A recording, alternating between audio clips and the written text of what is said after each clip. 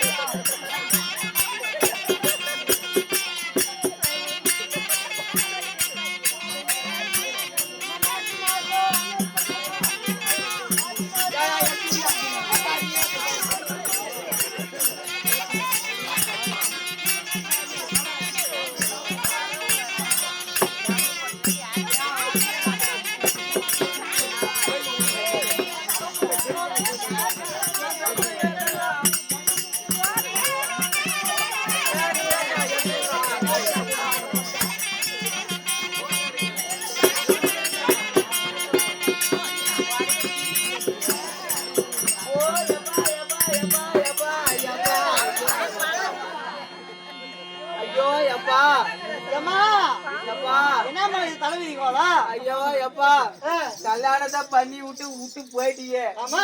விட்டு போயிட்டியே. நல்லாதான் கட்டி கொடுத்தேன். கல்யாணம் பண்ணி கொடுத்திய உருவுது. ஐயோ என் மகளுக்கு தெரிஞ்சு சாமான் மூடு மூடு. ஒரு புடவை கூட வாங்கி கொடுக்க மாட்டேங்கிறாப்பா. ஐயோ என்னம்மா பண்ண எப்பா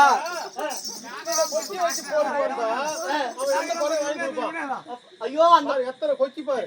ஆமா ஆமா அவரு என் மேலே குறியாகிறாரு. அது என் மேல மேல மட்டும் குறியாகிறாரு.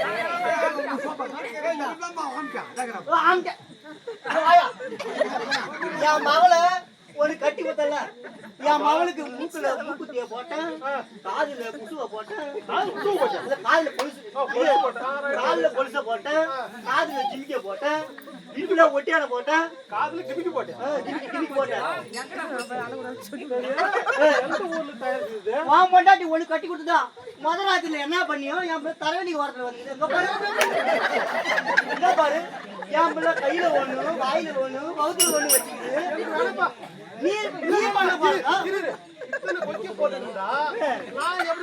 அதுவும் பாரு என் மகன் ஏதோ பிள்ளைய பத்தி பாரு வெச்சிட்டை கூட எடுக்க என்ன பண்ண நீ கழுத்து முடியப்பா.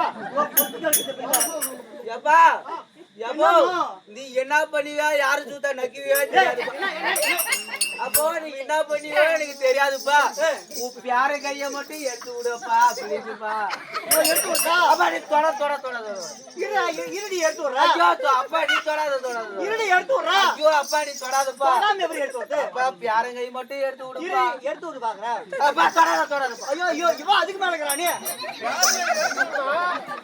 வேற எடுக்கணும் பின்னாடி வந்து மூடணும். அப்படியே என்னடி ஆச்சு அப்பா? நீ கட்டி விட்டு போனே. ஆமா காதுல பேரனுக்கு காதுல ஒண்ணு போடல. ஆமா மூக்குல ஒண்ணு போடல, இடுப்புலயும் ஒண்ணு போடல. அவ சுண்ணிக்கு எதுவும் வாங்கி கொடுக்கல. அப்படி ஆமா எதுவுமே வாங்கி கொடுக்கல. வெச்ச கை வெச்ச மாதிரியா இருக்குதுப்பா. பாருப்பா உன் மகளை கொக்கி வாங்கி கொடுத்துக்கிறேன். நான் கட்டி எப்படி வாழ்றது? அவர் என்னவா மிடத்துல இருந்து கொக்கி மேலேயே குறியாக்கிறாரு. கொக்கி பிச்சாலும் அதாள் தானே. எனக்கு அதான் பிரச்சனை. கொக்கி பேர் பாக்குறாங்க. சரி கொக்கி போட்டு வந்துருக்கா? கொக்கி வாங்கி கொடுத்துறேன். வாங்கி கொடுத்துறியா? சரி வாங்கி கொடுத்துறியா? அப்பா அதுக்கு பஞ்சாயத்து வச்சுதான் ஆகணும். அப்பா கட்டி கொடுத்தீங்க. ஆமா உன் மருவு என்ன தெரியுமா பண்றா? என்ன பண்றா? காலைல ஆனா 6 மணிக்கு டான்னு வீட்டுக்கு போறான். வீட்டுக்கு இல்ல வேலைக்கு போறான். சாயங்காலம் 6 மணி ஆனா சாயங்காலம் 6 மணி ஆனா வீட்டுக்கு வரான். குடிச்சு போட்டு அந்த கோட்டைப்படி ஒயின் ஷாப் எப்ப மூடுவாங்க தெரியல. பாலா போனவன் குடிச்சு போட்டு வரான் வீட்டுக்கு. அப்பா மத்தாலா என்ன கமாத்தி போட்டு அடிக்கிறாம்பா.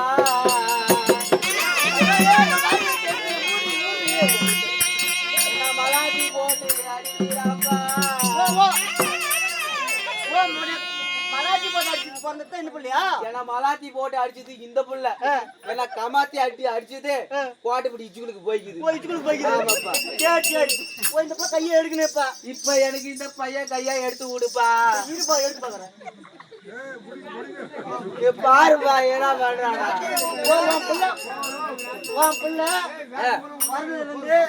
ஒண்ணும் போடல அதனால கை எடுக்க மாட்டேங்கிறான் உன் பிள்ளை சொல்லி சொல்லி கை எடுக்க சொல்றேன் அட பேரா உன் காலுக்கு கொலுசு போடுற உன் குஞ்சிக்கு மணி கட்டுற உன் உடுப்புக்கு அண்ணா கொடி போடுற இடுப்புக்கு அண்ணா கொடி போடுற உன் பல்லுக்கு செட்டு பாட்டுறேன் உன் மூக்குக்கு மூக்கு குத்துறேன் நாக்குக்கு பல்லு குத்துறேன் காதுக்கு கண்ணு குத்துறேன் இது நீ போடுறிய நீயும் போறேன்னா தாரா 5000 சாமி போதும் நீ போடுறேன்னு கையை ஏத்துட்டாம்பா இந்த பையனுக்கு போட்டியே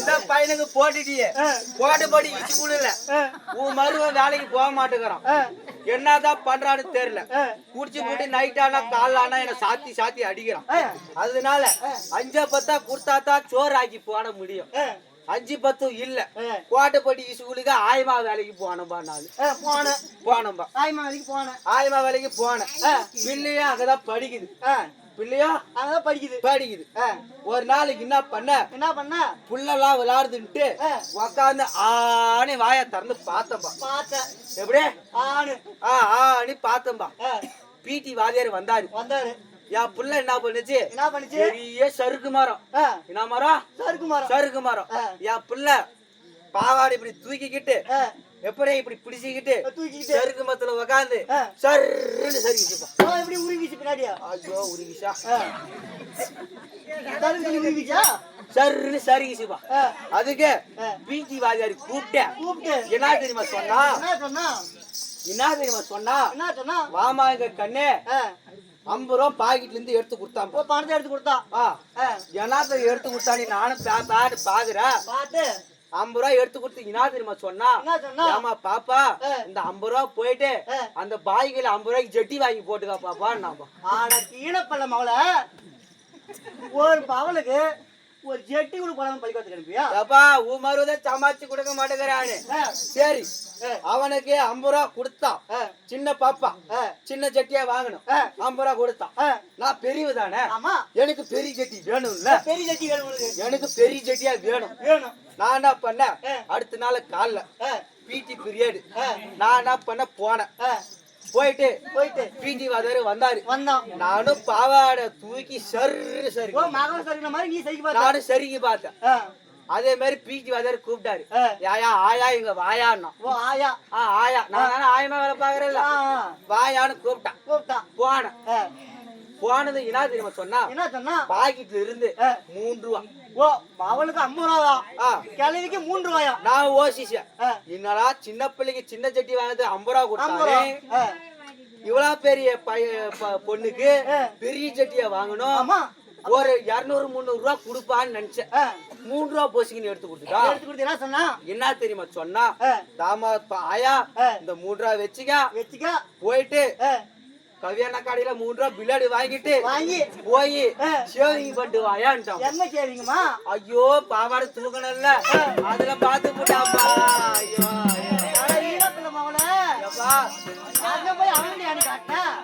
அப்படியாப்பா இங்க பாரு என்ன அடிப்பானா ஜெட்டி வாங்குறதுக்கா நல்ல துணிமணியா வாங்கி நல்லபடியா போட்டுக்கிட்டு வேற பிள்ளைய நல்லா படிக்க வைடி ஓ அப்படி ஆமா சரிப்பா சரி நான் இந்த காய்ச்சல நல்ல துணிமணி போட்டு வரேன்பா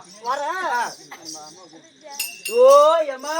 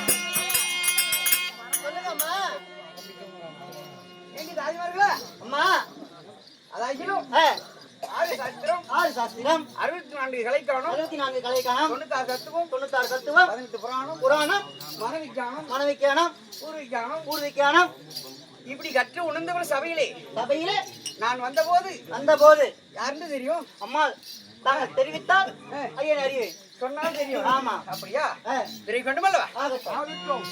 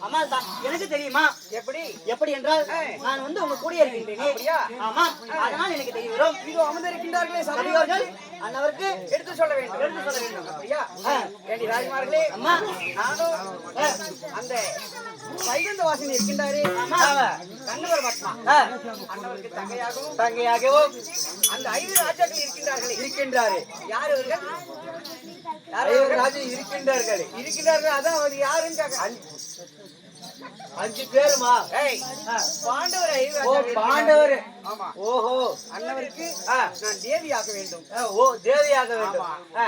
ஏண்டா அப்படி தேவி ஆனாலும் ஆனாலும் திரு கொண்டுமல்ல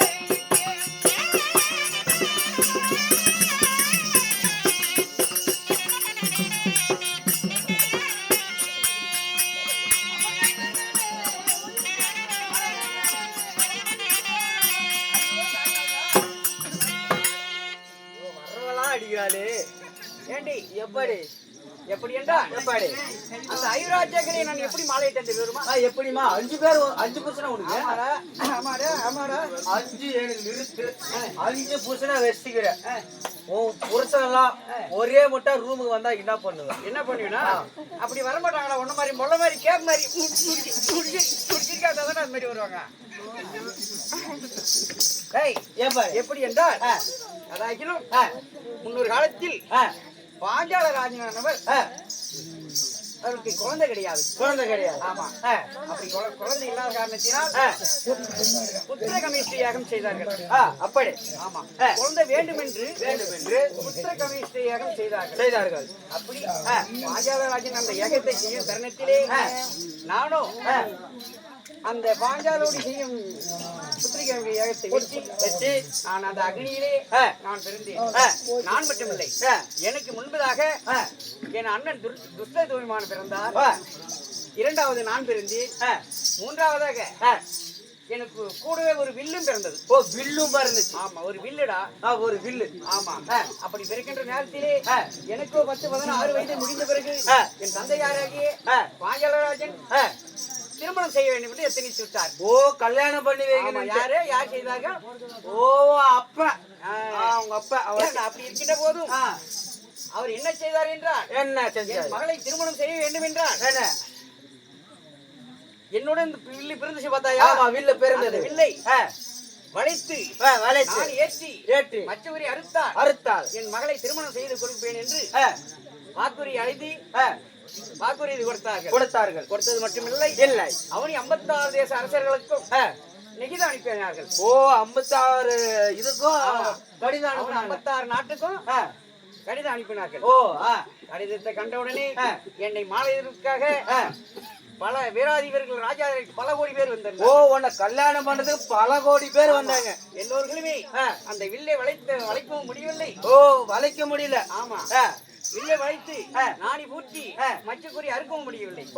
ஆமா, அப்படி இருக்கின்ற தருவாயில் அந்த 5 ராஜாக்களே நடுபிறந்தவராகி. அவரு எப்படிமா நடுப்புல பிறந்தாரு? அப்படிதான்.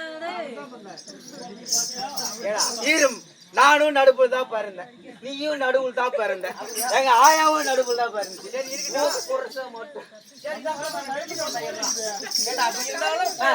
நடுவர் என்றால் என்னடா அர்த்தம்? நடுவர் என்றால் நடுவர். ஆமா, என் மன்னவருக்கு முன்பதாக 2 பேரும் இளைவர 2 பேரும் இவர் நடுவராய். இவர் நடுவில் பிறந்தார். நடுப்பிறந்த அர்ஜுன மன்னர் எப்படி மாலையிட்டார் என்றால், எப்படி அந்த வில்லை வளைத்து ஆணி பூட்டி மச்சக்குறி அறுத்து என்னை மாலை சூட்டினார்கள். மாலை சூட்டினார். அதாகிலும் இதுல ஒரு என்ன சிக்கல் நடந்து விட்டது என்றால், என்னை மாலை சூடிக்கொண்டு தன்னுடைய நாட்டுக்கு செல்லும் போதும் அங்க போய் 5 பேரும் என்ன ஒரு வாக்குறுதி கொடுத்தார்கள் தெரியுமா? என்ன செஞ்சேன்? அம்மா, நான் ஒரு கண்ணி கொண்டு வந்திருக்கின்றேன். கனி என்பதும் புரியல.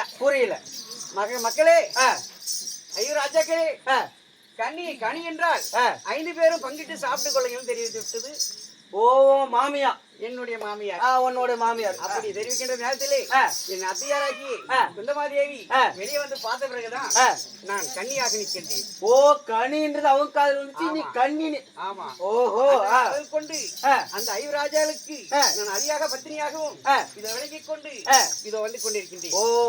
புரியுதுமா? ஆமா, அது மட்டும் இல்லை, இன்னும் சில விஷயங்கள் இருக்கிறது.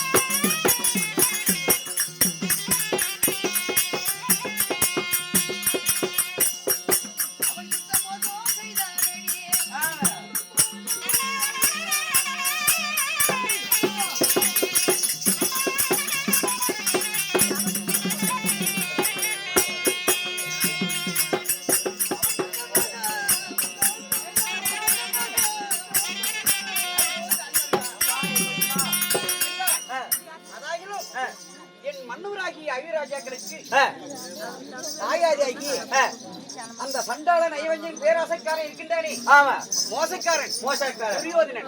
துரியோதனன், ஆமா. அவனை என்ன செய்தான் என்றால், என்ன செஞ்ச? எப்படியாவது எங்களுடைய நாட்டை பறிக்க வேண்டும் என்று மனதில் எண்ணம் கொண்டு மாமணி ஜெகனியை விட்டு தூதனால் பகடையாடி எங்களது நாடு நகர உப்பு கட்டி ஒரு வந்து பறித்துக் கொண்டான். ஓ, உங்க நாட்டெல்லாம் அகபரிச்சிட்டான் அந்த சண்டாள பாவி. நாடு எல்லாம் பறித்து விட்டான். பறித்து விட்டான். ஆமா. அது மட்டும் இல்லை, இன்னும் தெரிவிக்கின்றேன்.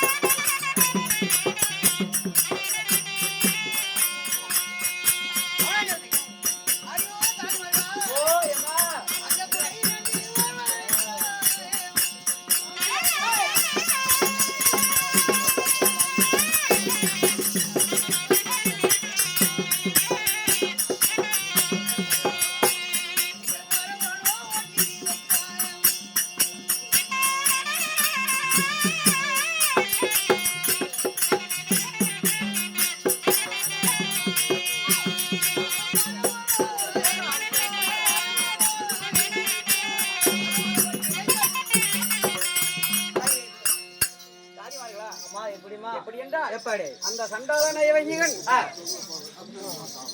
எங்கள் நாட்டை சூதாடி பறிந்ததும் இல்லாமல் படிக்கு எங்களை 12 ஆண்டு வனவாசமும் ஓராண்டு அக்ஞாதவாசமும் கழிக்கும்படி கட்டளை இட்டார்கள். அப்படி இருந்தாலும் இன்னொரு காரணம் இருக்கின்றது. எப்படி? கட்டளை இட்டதும் இல்லை, இன்னும் வேற ஒரு விஷயம் இருக்கின்றது. எப்படி? இதை தெரிவிக்கின்றேன்.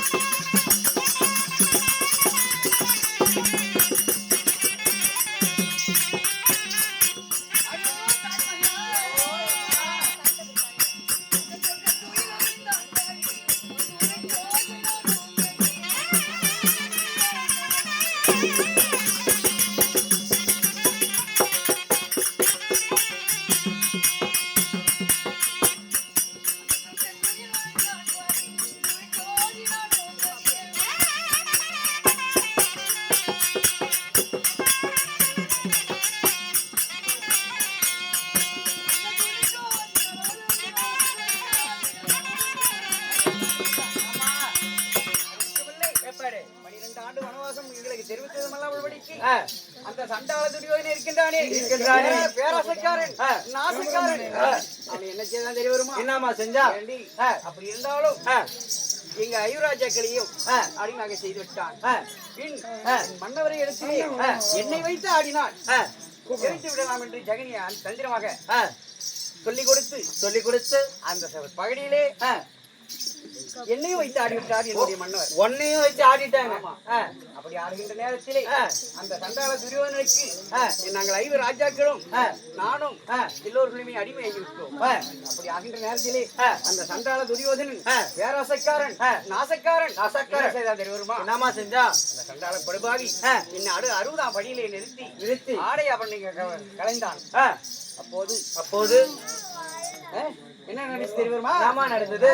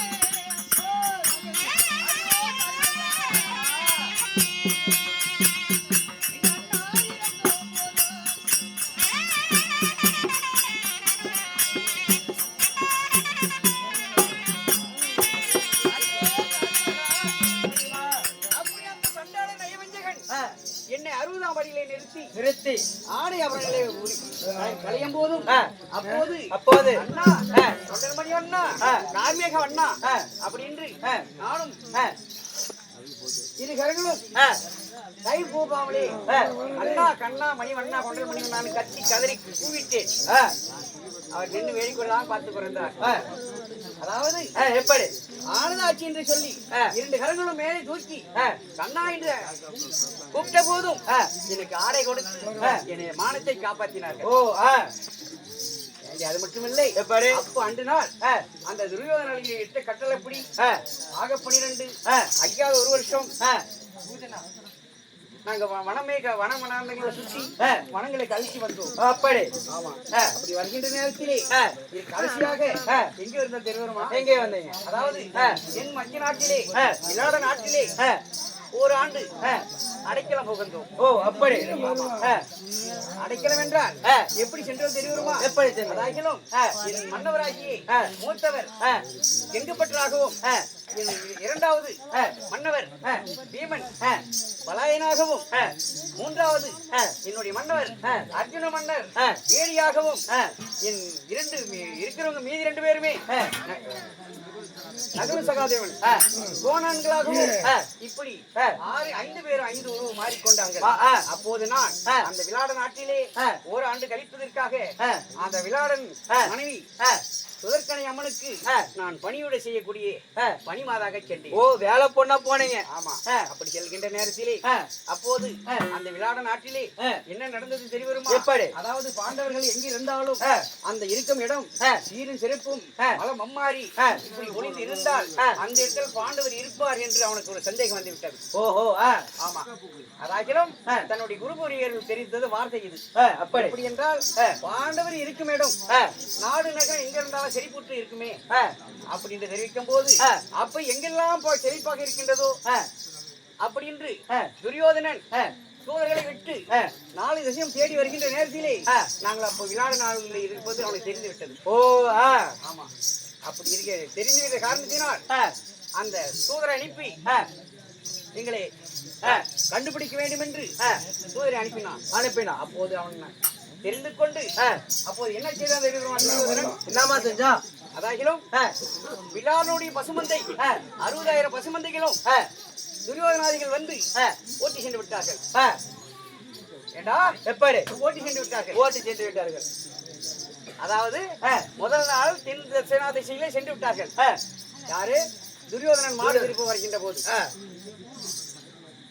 மறுபடி 2வது நாள் என்ன செய்தான் தெரியுமா? வடகோடி ஆனத்திலே துரியோதனன் தன்னுடைய சேனைகளால் அழைத்துக் கொண்டு எல்லாருடைய பசுமந்தையை இந்த சைடு ஓட்டத்துக்கு வந்தான். அப்போது முன்தினம் எந்த திசை சென்றவர்கள் ஒருவர் கூட வர கிடையாது. அப்படி இருக்கின்ற காலத்தினால் நாங்கள் என்ன செய்வோம் என்றால் பெண்கள் எல்லாம் ஆண் வேடம் தரித்து அங்கங்கே நின்று கொண்டிருந்தோம். அதை பார்த்தால் பயந்து விடுவான் என்று சொல்லி அவன் அதிலையும் பயப்படவில்லை. அதனாலே வடகோடி காலத்திலே மாடு ஓட்டி சென்றான் துரியோதனன். அப்போது நானும் பணிமாதாக இருக்கின்றேன். அம்மன் என் இடத்திலே என்ன தெரிவித்தார் என்றால், ஆனால் பணிபெண்ணே நம்ம பட்டினத்திலே ஒரு ஆண் பிள்ளை கூட கிடையாது, எப்படி இந்த பசுமந்தைகளை திருப்புவது அப்படின்னு கேட்கும்போது அதாவது விழாவுடைய மகனாகி உத்தரகுமாரன் தாயே எனக்கு ஒரு சாரதி மட்டும் கொடுத்தார், அந்த 60,000 பசுமந்தைகளும் நான் திருப்பி வருகிறேன் என்று சொன்னவித்தான் யாரோ உத்தரகுமாரன். அப்படி? ஆமா. அப்படி தெரிவிக்கின்ற சமயத்திலே ஒருவர் கூட ஆண் பிள்ளைகள் கிடையாது. ஆனால் நான் இப்ப என்னுடைய மன்னவர் வேடி மட்டும்தான் இருக்கின்றார். அப்படி? ஆமா. அப்போது நான் பார்த்து சுவாமி இந்த 1 ஆண்டு காலம் நமக்கு அன்ன போஜனம் அளித்தார்களே, அவருக்கு ஏதாவது ஒரு நன்றிக்கடன் செய்ய வேண்டும்.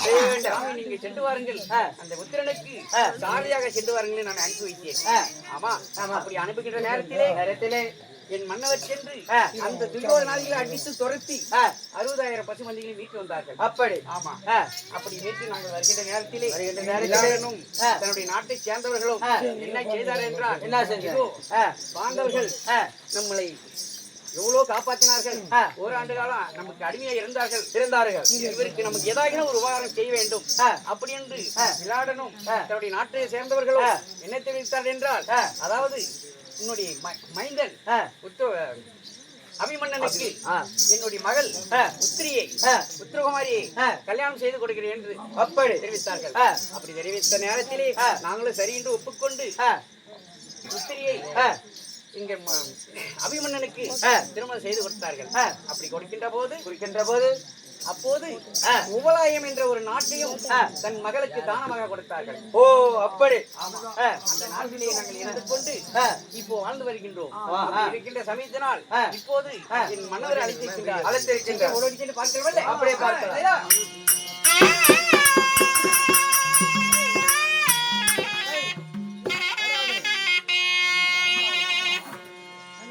எப்பாரு அப்படியே வந்துட்டியா? அருகாமையில் இருக்கின்றார்.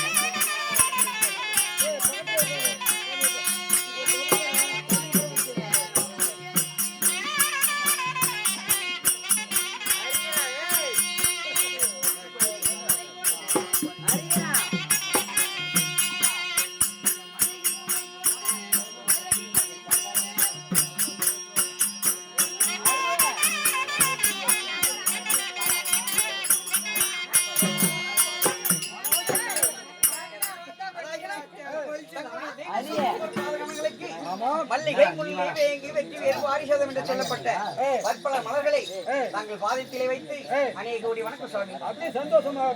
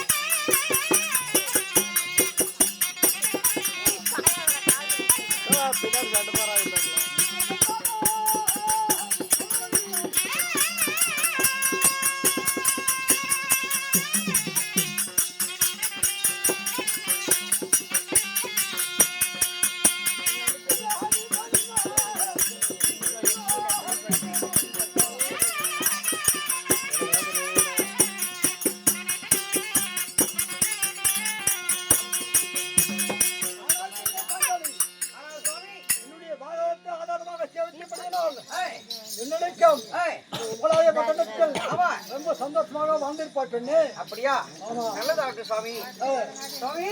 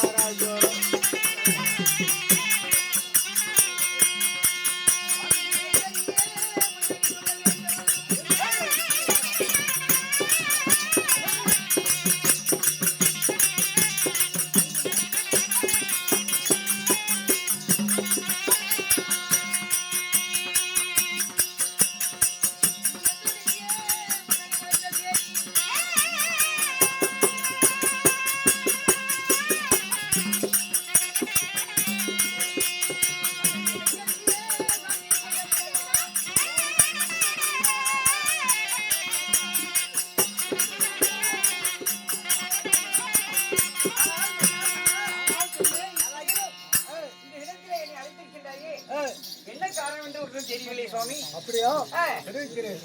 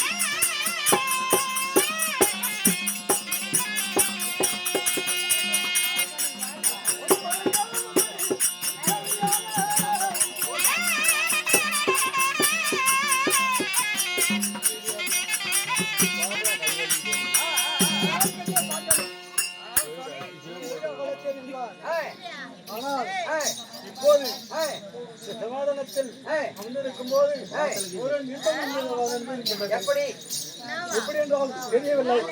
அதுவால் இது பார்த்தால் தெரியும். அதாகிலும் சமாதானத்தில் அமர்ந்திருக்க வேண்டும் பெண்ணே. அப்படியா? ஆமா சுவாமி.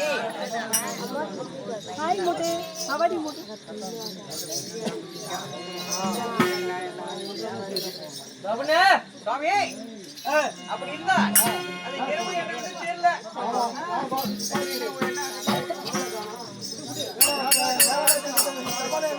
ஐயா தபால், ஐயா தபால்.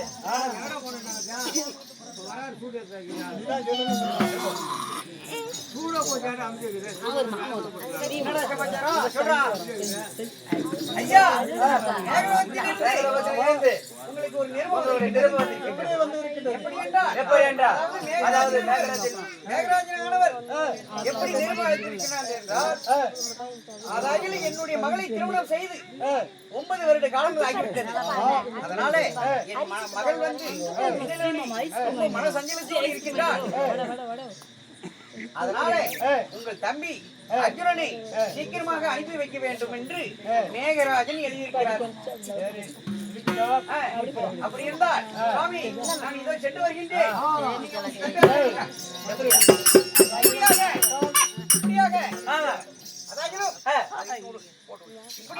இப்படியாக மகாராஜன் தம்பியை அர்ஜுனனை அழைக்க ஒரு அர்ஜுன